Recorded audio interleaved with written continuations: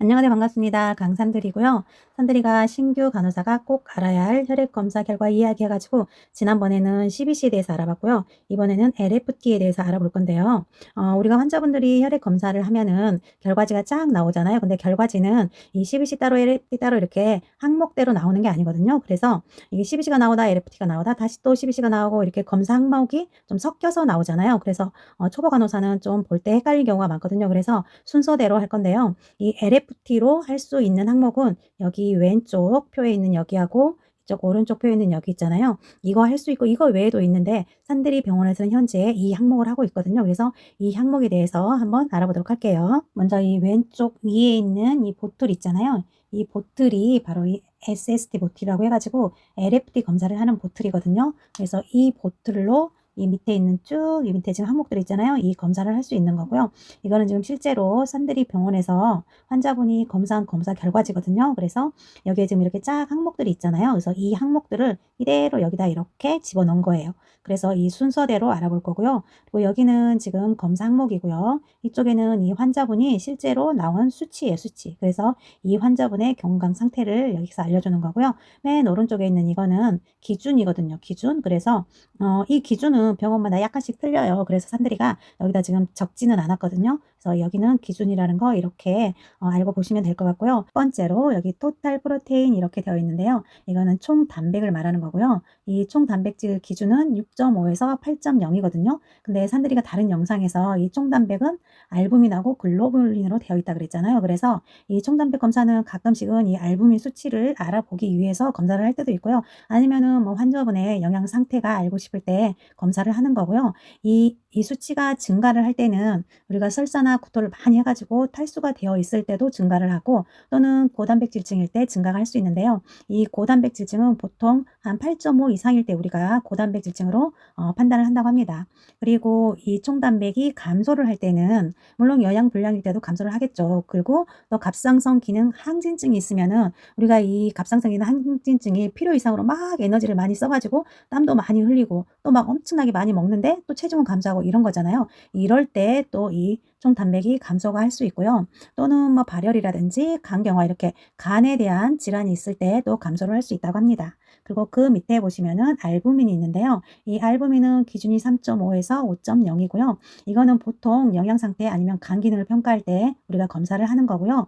이 알부민 수치가 증가를 할 때는 알부민이 우리 몸에서 삼투압 조절을 하는 거잖아요. 근데 이게 탈수가 되면은 우리 몸에 혈액이 좀 진해지겠죠. 그러면서 이 액체보다는 이 알부민이 엄청 많게 되는 거예요, 혈액 안에. 그렇게 되면서 이 알부민 수치가 증가를 하게 되고요. 또는 뭐 영양 과다가 있을 때도 당연히 증가가 할 수 있겠죠. 그리고 이 알부민이 감소를 할 때는 알부민은 간에서 생성이 되잖아요. 그렇기 때문에 이 간 기능 저하가 있으면 감소가 할 수 있고요. 또는 영양 결핍이라든지 만성 간 질환이 있을 때도 이게 감소를 하는데요. 보통 이 알부민 수명은 3주 정도라 그래 3주 정도이기 때문에 우리 몸에서 이 알부민 수치가 낮다 하면은 보통 간이 좀 장기적으로 좋지 않구나 이렇게 생각을 할 수가 있다고 합니다. 그리고 그 밑에 보시면 토탈 빌리루빈이 있는데요. 이거는 기준이 0.2에서 1.2인데 이 빌리루빈 수치가 높을 때는 이 빌리루빈이라는 게 적혈구가 보통 120일 정도 하는데 이 적혈구가 파괴가 되면서 이게 그 안에 들어있는 헤모글로빈이 분해가 되는 거예요. 그러면서 이 헤모글로빈이 햄하고 글로불린으로 분해가 되는데 그중에서 이 햄이라는 게 간에서 대사작용을 하면서 빌리루빈으로 바뀌어서 그 다음에 이제 담관으로 이렇게 배설이 되는데 만약에 여기에 인제 간 질환이라든지 아니면은 폐쇄성 황달이 있으면은 이 배설 기능이 원활하지가 못하는 거예요. 그러면서 이게 배설이 안 되고 혈액 안으로 들어가 가지고 혈액 안에 들어있는 빌리루빈 수치가 막 증가를 하게 되는 거예요. 그렇게 해서 수치가 올라가는 수도 있고요. 또는 이 용혈성 빈혈에 의해서도 증가할 수가 있고 똑같이 약물에 의해서도 증가가 할 수가 있다고 합니다. 그리고 이 빌리루빈이 감소를 할 때는 관상동맥 질환이라든지 아니면은 몸에 염증이 있다든지 또는 동맥 경화일 때 감소를 할 수 있다고 합니다. 밑에 보시면 ALP 해가지고 알칼리 포스타제가 있는데요. 얘는 기준이 30에서 120이고요. 주로 간이나 췌장, 신장에 많이 존재를 하기 때문에 간 질환이라든지 아니면 골 질환을 평가할 때 검사를 하는 건데, 근데 이 ALP 하나만 가지고 뭐 간이 안 좋다 또는 뭐 골 질환이다 이렇게 판단하지는 않고요. 다른 많은 검사들하고 같이 보면서 판단을 하는 거고요. 이 ALP가 상승을 할 때는 간염이라든지 아니면 간경화 이런 걸로 인해서 간이 손상이 됐을 때 상승을 할 수가 있고요. 또는 폐쇄성 황달로 인해 가지고 배설이 원활하지 못할 때 증가를 할 수 있고요. 또는 뼈 질환이 있거나 아니면은 알코올성 간 질환이 있을 때 상승을 할 수가 있고요. 여기 지금 담석증 환자라고 되어 있는데, 이 담석증 환자 같은 경우는 이 ALP 수치가 보통 이 500에서 1000 정도도 높게 측정이 될 수가 있다 그래요. 그래서 ALP가 1000이 넘었다면 혹시 담석증이 있지 않나 이렇게 생각을 해 보시면 될 것 같고요. 이 ALP가 감소를 할 때는 보통 영양 결핍이라든지 아니면은 신장 기능 저하가 있을 때 감소를 할 수 있다고 합니다. 밑에 보시면 AST, ALT가 있는데요. 보통 AST는 OT, ALT는 PT라고 하는데, 이거는 예전에 처음부터 간호사 생활을 하셨던 선생님들은 지금도 OT, PT 이렇게 얘기를 하는데, 신규 선생님들은 그냥 AST, ALT 이렇게 말씀을 하시거든요. 그래서 여기 이 AST라든지 ALT는 두 개 다 기준이 35 이하이고요. 여 위에 AST부터 보시면은 이거는 아스파테이트 아미노 전이효소 해가지고 우리의 간이 괴사가 되면서 파괴가 되잖아요. 그러면 거기에서 있는 효소가 막 혈중으로 유출이 되는 거예요. 그래서 그런 거를 측정하는 거라서 간 손상을 측정하는데 이 AST 검사를 하게 되는 거고요. 이 AST 수치가 증가를 할 때는 조금 전에 산들이가 간이 괴사될 때 또는 뭐 파괴될 때 효소가 이렇게 혈중으로 유출이 돼서 수치가 올라간다 그랬잖아요. 이 알코올에 의한 간 손상이 있을 때도 똑같은 방법으로 이 AST가 증가를 할 수 있고요. 또는 지방간이라든지 심근경색일 때도 증가를 할 수 있다고 합니다. 근데 이게 이 AST가 밑에 있는 ALT보다 높을 때는 보통 이거를 알코올성 간질환이 있다 이렇게 생각을 하시면 되고요. 또는 이 밑에 있는 ALT가 위에 있는 AST보다 높게 측정이 되잖아요. 그러면은 이 사람은 지방간이 있겠구나 이렇게 생각을 하시면 된다고 합니다. 그리고 이 AST나 ALT 이 수치가 낮을 때는 간이나 심장이 건강하겠구나 이렇게 생각을 하시면 되고요. 그리고 ALT가 증가를 할 때는 급성 간염이 있을 때 이게 증가를 할 수가 있는데요. 만약에 급성 간염이 있으면은 이 ALT 수치가 10배 정도 증가를 하고요. 그리고 만성 간염이 있을 때는 이 수치가 한 4배 정도 증가를 한다 그래요. 우리가 만성 간염일 때는 급성 간염보다 낮으니까 이게 좀 더 괜찮은 거 아니야 이렇게 생각할 수 있지만은, 사실은 만성이 되면은 급성일 때보다 조금 낮아진다는 거, 이거를 알아주시면 좋겠고요. 그 이외에도 이제 심근경색이라든지 악성 종양이 있을 때도 증가를 할 수 있다고 합니다. 이 BUN인데요. 이 BUN은 기준이 8에서 25고요. 이건 우리가 보통 혈액 요소 질서라고 하잖아요. 그래서 혈중에 있는 요소 양을 측정해 가지고 신장 기능을 평가하는 거고요. 그래서 이 BUN이 증가를 할 때는 신장 질환이 있어 가지고 신장 기능이 떨어져서 배설이 안 될 때 당연히 BUN이 증가하겠죠. 그래서 이 신장 질환이 있을 때 증가를 하고요. 또는 탈수라든가 고단백 식사를 할 때도 증가를 한다고 하는데요. 이 BUN 같은 경우는 영향을 주는 게 너무 많아요. 그렇기 때문에 이거 하나 가지고 신장 기능이 나쁘다 이렇게 판단을 할 수는 없고요.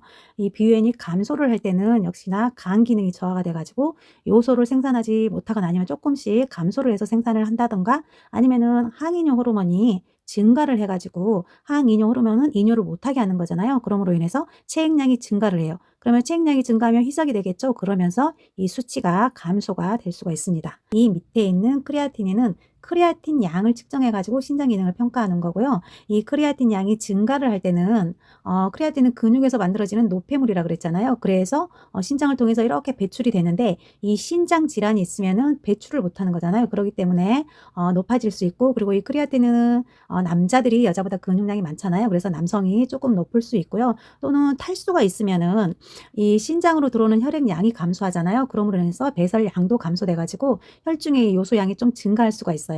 그래서 이런 걸 우리가 보통 질소 혈증 증가라고도 하는데요. 그거 외에도 이 요로 폐색이라든지 또는 단백질 섭취가 증가할 때 이 수치가 증가할 수 있고요.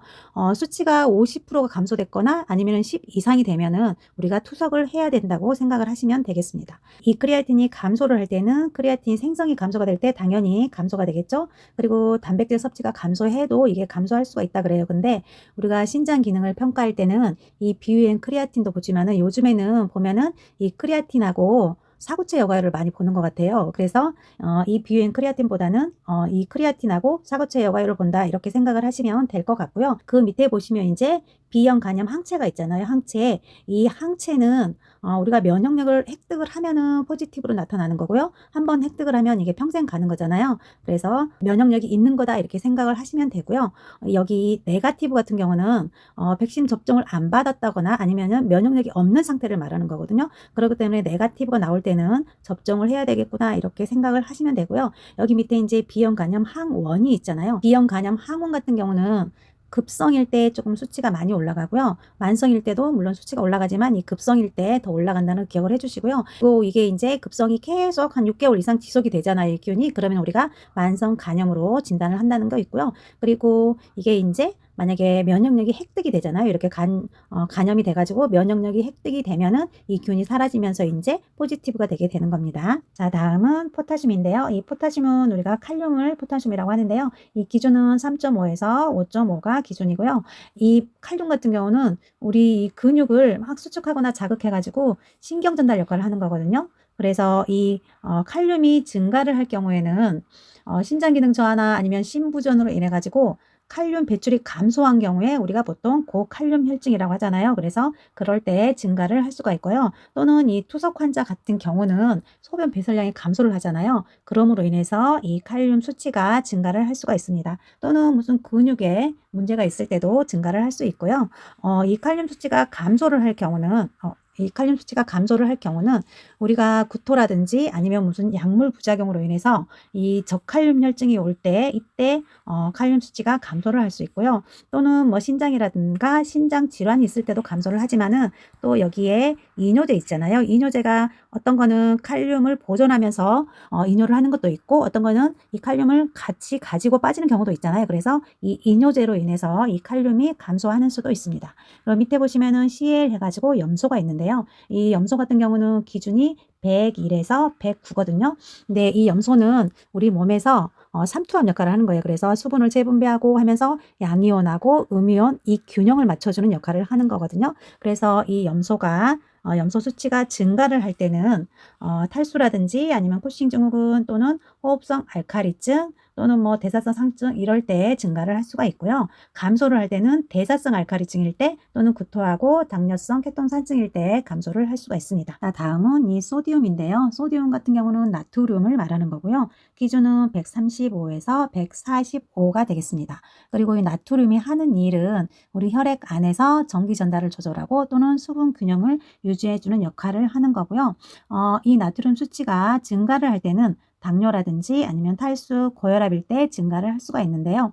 이 당뇨일 때는 소변으로를 좀 많이 보는 편이잖아요. 그러므로 인해서 수분이 많이 빠져나가면은 알데스테론을 분비하는 호르몬이 막 왕성하게 되는 거예요. 그러면서 이 알데스테론은 산들이가 고혈압약 소개할 때 나트륨을 재흡수한다 그랬잖아요. 그래서 이 알데스테론이 방출이 되면서 나트륨을 재흡수가 되면서 나트륨 수치가 증가를 하게 되고요. 또는 탈수나 고혈압일 때도 이렇게 증가를 할 수가 있다는 거. 그리고 나트륨이 감소를 할 때는 우리가 이뇨제를 사용하면은 칼륨도 마찬가지고 이 나트륨도 그러고 이뇨제가 이거를 끌고 나가는 것도 있다 그랬잖아요. 그래서 이뇨제를 사용함으로 인해서 이 나트륨 수치가 감소할 수 있고요. 또는 설사나 구토 또는 항이뇨 호르몬이 과다 분비돼도 이 나트륨 수치가 감소할 수가 있는데요. 이 항이뇨 호르몬 같은 경우는 수분이 신장에서 재흡수돼 가지고 나트륨이 희석이 되는 거예요. 그러므로 인해서 항이뇨 호르몬이 하는 역할이 이뇨되는 걸 막아주는 거잖아요. 그러므로 인해서 우리 몸에 수분이 많아지게 되고 그러면은 이 수분이 나트륨 희석해서 이 나트륨 수치가 감소할 수 있다는 거 알아주시면 좋겠습니다. 자, 다음은 칼슘인데요. 이 칼슘 같은 경우는 기준이 8.8에서 10.6이고요. 이 칼슘을 우리가 측정한다 하는 거는 혈액 안에 있는 칼슘 농도를 측정하는 거고요. 이 칼슘이 하는 일은 심장 박동을 조절한다든지 또는 뼈 건강을 유지시켜주고 근육 수축도 도와주고 이렇게 많은 일을 하고 있습니다. 그래서 이 칼슘 수치가 증가를 할 때는 우리가 부갑상선 항진증이 있다든가 아니면은 악성 종양이 있을 때 증가를 할 수가 있는데요. 이 부갑상선이 하는 일이 이 칼슘을 분비를 하고 또는 흡수하고 이걸 조절해주는 역할을 하는 거거든요. 근데 이 부갑성선이 막 항진이 돼 있어요. 그러면 그만큼 많이 분비를 하게 되겠죠. 그러므로 인해서 이 칼슘 수치가 상승을 할 수가 있고요. 이 악성 종양이 있을 때는 이 종양이 만약에 뼈에 있으면 이 뼈가 막 파괴가 되고 그럴 거 아니에요. 그러면서 이 칼슘이 방출이 되는 거예요. 그러면서 이 칼슘 수치가 올라갈 수 있습니다. 그리고 이 칼슘 수치가 감소를 할 때는 구토라든지 설사 또는 비타민 D 결핍으로 인해서 감소가 될 수 있습니다. 거의 다 왔습니다. 조금만 힘내주시고요. 여기 T 콜레스테롤 있죠. 이거는 총 콜레스테롤을 말하는 거고요. 기준은 150에서 200이 되겠습니다. 그리고 이거는 LDL이라든지 HDL 중성지방을 다 합쳐서 우리가 총 콜레스테롤을 말하는 거고요. 이 콜레스테롤이 높을 때는 동맥경화라든지 심장질환이 있을 때 콜레스테롤 수치가 증가할 수 있고요. 콜레스테롤 수치가 감소할 때는 간 질환이라든지 단백질 부족이 있을 때 감소할 수 있습니다. 그리고 이 LDL 같은 경우는 기준이 130 미만인데요.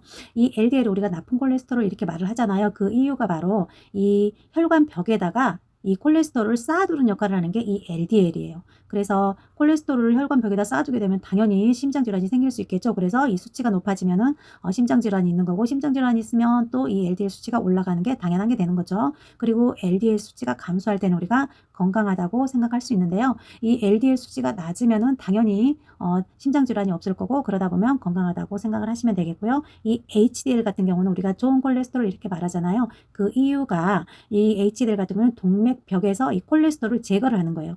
이 LDL은 혈관 벽에다가 콜레스테롤을 쌓아두고, HDL 같은 경우는 동맥벽에서 콜레스테롤 제거를 하고 반대 역할을 하는 거죠. 그러므로 이 HDL이 높다는 거는 그만큼 제거를 많이 할 수 있잖아요. 그렇기 때문에 건강하다는 거고요. 반대로 이 좋은 HDL이 없으면은, 낮으면은 심혈관 질환이 있다고 생각을 하시면 되겠습니다. 그리고 밑에 중성지방인데요. 이거는 기준이 160 이하고요. 어떤 것은 150도 있고 약간씩 틀리죠. 그래서 이 중성지방 수치가 높다는 거는 역시나 심장질환이라든지 또는 대사증후군이 있다고 볼 수가 있고요. 낮은 거는 이 중성지방이 너무 낮으면은 흡수장애 증후군이라든지 아니면은 갑상선 항진증이 있을 수 있다고 합니다. 그리고 마지막으로 CRP인데요. 이 CRP는 기준이 0.50 이하가 돼야 되는 거고요. 이 CRP 같은 경우는 우리가 간에서 생성되는 단백질로 간염이라든지 염증 또는 조직 손상과 관련된 급성기 염증을 알아보기 위해서 이 CRP 검사를 하는 거고요. 이 CRP 수치가 높다는 거는 우리 모든 몸에 염증이 있다는 거예요. 염증이 있다는 걸 나타내고요. CRP 수치가 낮다는 거는 우리 몸이 건강하다는 거거든요. 그래서 다른 질환이 없다라고 생각을 하시면 되겠습니다. 그래서 오늘은 선들이가 이 LFT에 대해서 알아봤는데요. 이 지금 왼쪽에 이 두 칸은 지금까지 선들이가 설명을 한 거고요. 이 오른쪽에 있는 거는 설명은 못했는데 이 LFT로 이 항목도 검사를 할 수 있다는 거 기억을 해주시면 좋겠습니다. 오늘도 역시나 선들이 긴 영상 시청해 주셔서 너무너무 감사드리고요. 구독과 좋아요 부탁드립니다. 감사합니다.